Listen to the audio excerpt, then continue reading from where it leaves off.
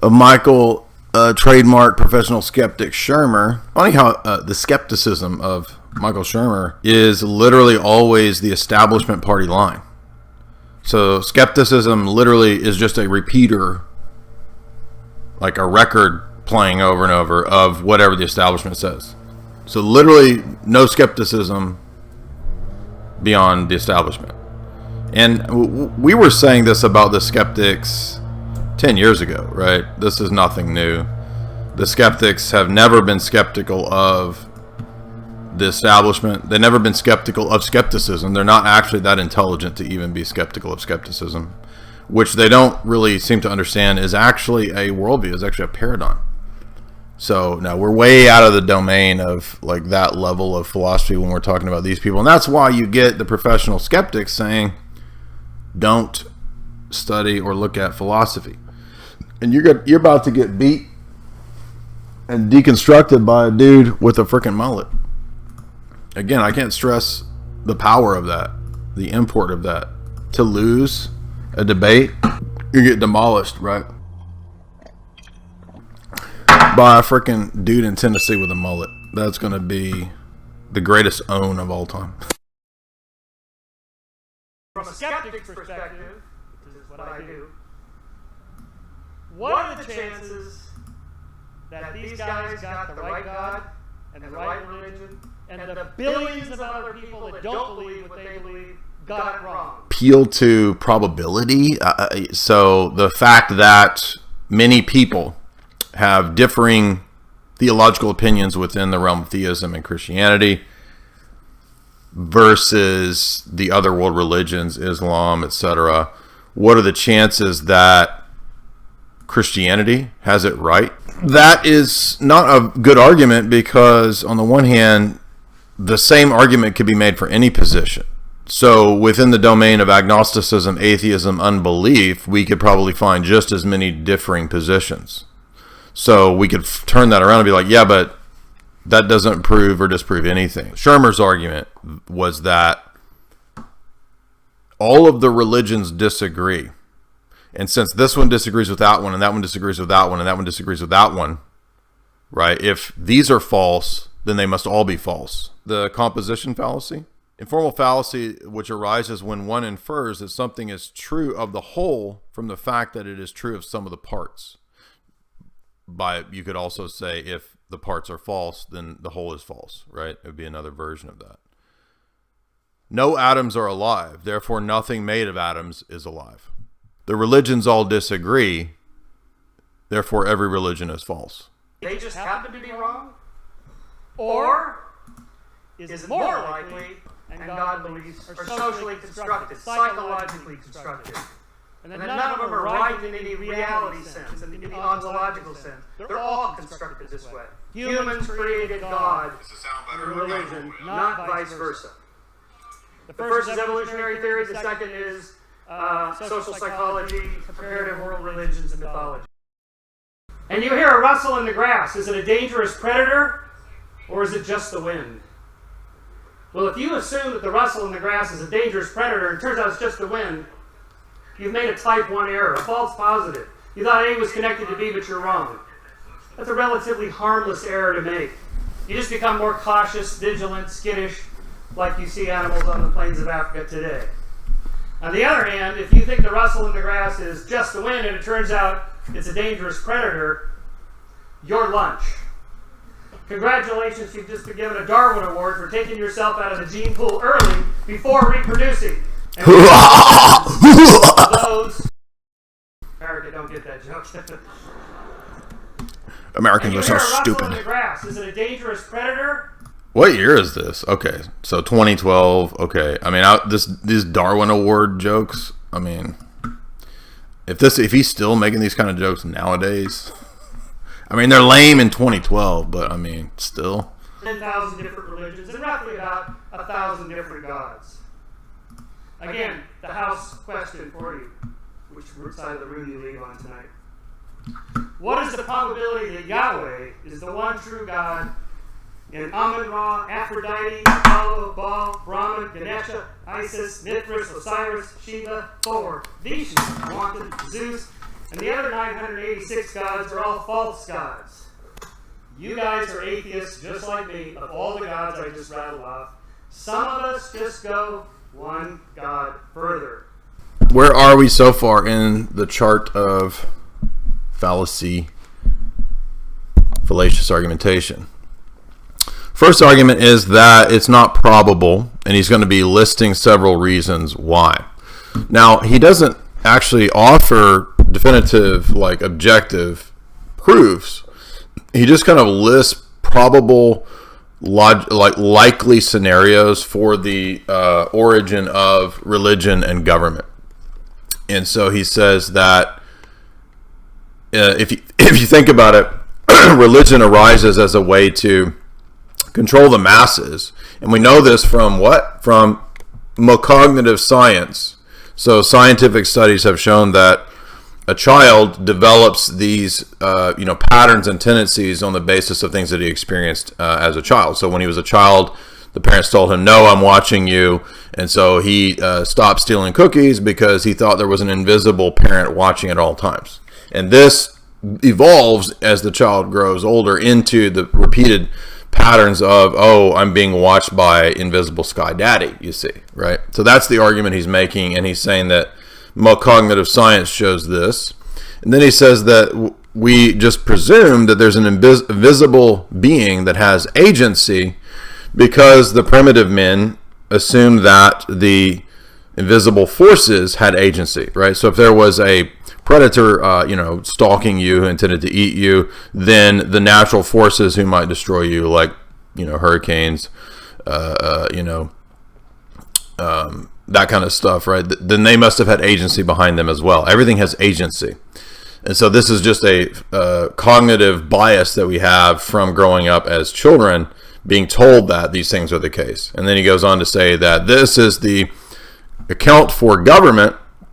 He has a grand historical narrative that this is how we know thousands of years ago government arose. It must have arisen from these presuppositions and from this account of probabilistic cognitive science, right? All of which, by the way, is absolutely non-empirical. We have no empirical data from aeons ago as to how exactly the first societies arose, how the first societies structured themselves.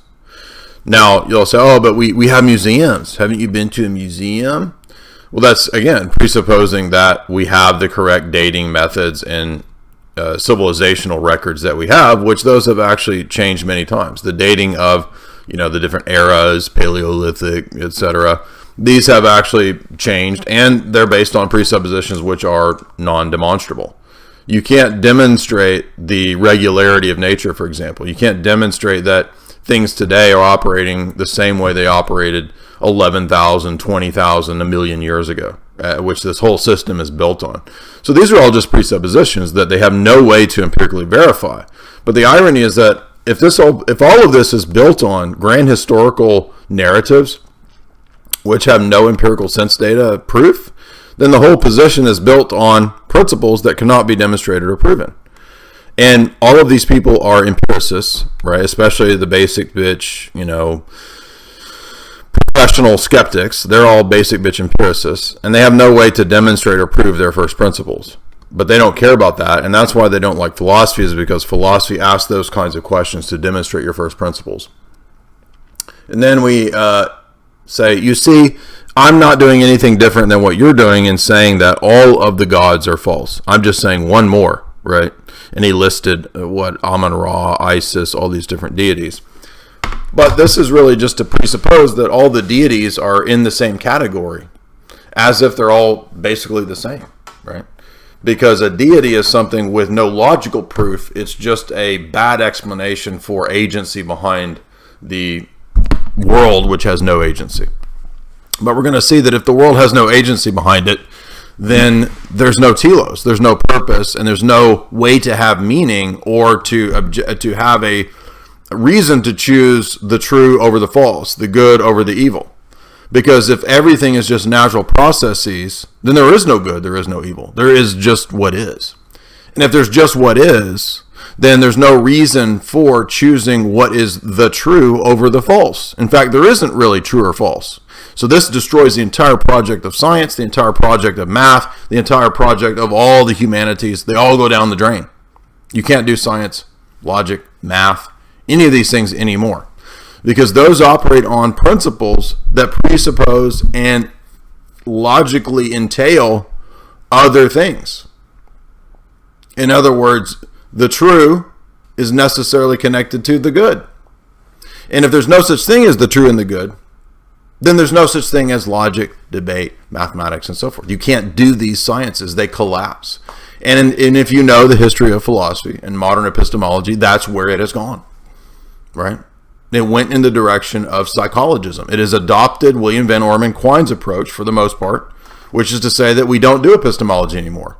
Because we realized that when we tossed out metaphysics in the Enlightenment, and we thought, well, we'll just stick to studying the mind and epistemology. Oh, oops, now epistemology goes, because you can't really do that for many reasons, right? There's no access to the external world. There's no access to this idea of objects in the world giving you theory-neutral data. There's no knowledge of invariant immaterial principles like numbers, abstract entities, etc. You don't have access to any of that because you've divorced metaphysics from philosophy. Guess what? Now, out with epistemology. So what are we doing now in philosophy? You're doing deconstructionism. You're doing postmodernism. You're doing psychologism. That's all that's really left. There's nothing else to do, right? Oppression narratives, this kind of nonsense. That's really all that's left in philosophy. Why? Because philosophy as a discipline, I'm saying, in the modern world. I'm not talking about philosophy proper, right? Philosophy proper is epistemology, metaphysics, ethics, right? Which is a real classical pedagogical discipline. It is the queen of the sciences. It is the highest of the arts. And that still exists, but it doesn't exist in the university system for the most part. That's all now brainwashing.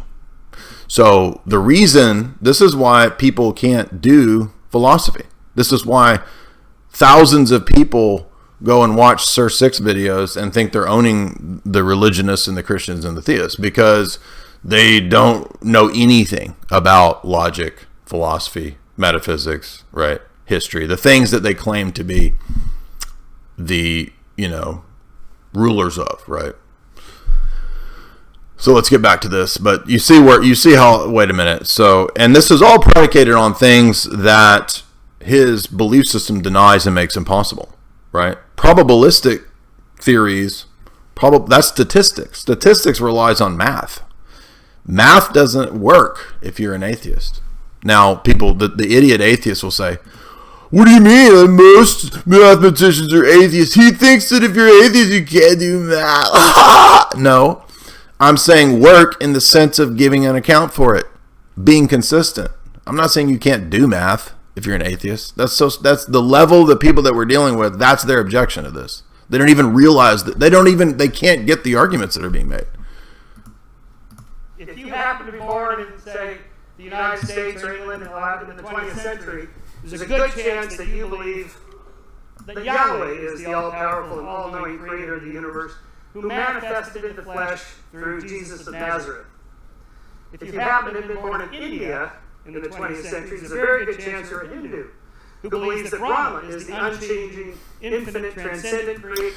So, but again, this has nothing to do with truth or falsehood, right? Because he's trying to reduce it to probabilism, but nowadays, most people have been brought up in, irreligious, atheistic type households, at least in the atheist West.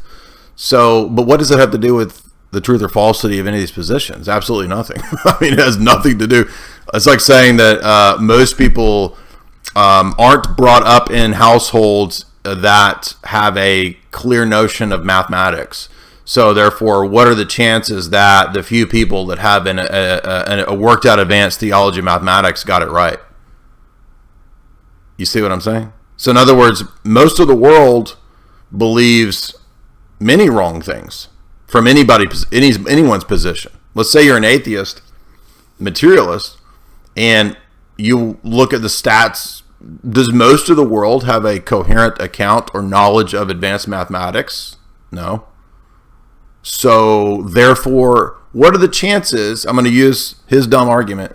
So, what are the chances that the few people that understand advanced mathematics got it right? So, therefore, there's no reason, no consistent reason to really believe in advanced mathematical principles, etc. You see how dumb this is? This is such a low tier.